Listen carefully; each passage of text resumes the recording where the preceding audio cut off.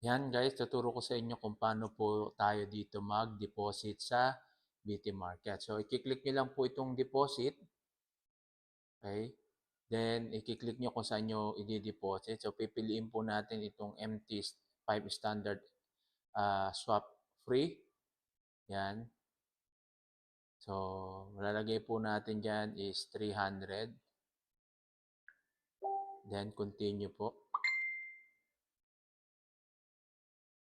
Yan. So, makita po natin dito sa taas may local bank, credit card, e-wallet, no? So, i-click po natin itong local bank. Pag-click natin ng local bank, okay? So, check po natin yan. So, i-click lang po natin yan. Okay? So, yan po, continue. Continue lang po.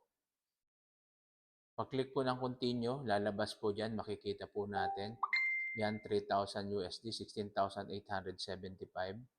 Okay? So, i-click natin itong Pay Now. Yan. Okay? Yan, papasok po yan dyan. Makikita nyo po dyan, online bank wire o offline bank wire, ATM online payment, ATM online payment, yan, e-wallet. So, i-click po natin yung e-wallet. Then, pipiliin po natin, dalawa po yung GCash, no? GCash Bills Pay. Ang pipiliin natin itong Globe GCash. Okay? Yan. Globe GCash, then Pay with Globe Cash, GCash. Yan.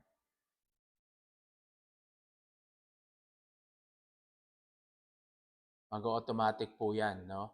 Then, open in GCash natin siya.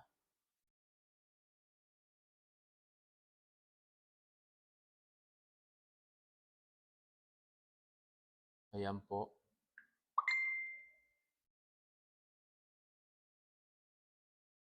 Okay, so yan, makita po natin. Pumasok na, ganun na po siya. So, yan, 16,875 yung ating babayaran. So, i-pay po natin, PHP. Okay. So, yan, no? Screenshot nyo lang po para kung ano man yung maging problema, meron po tayong pinanghahawakan. Yan.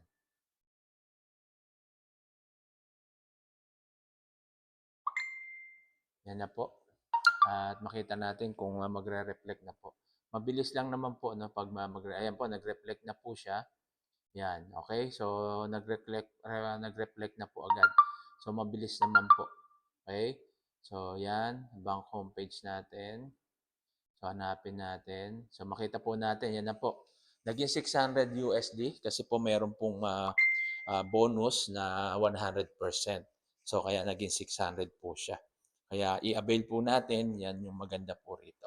Okay, so ganyan lang po mag-deposit. Thank you and God bless.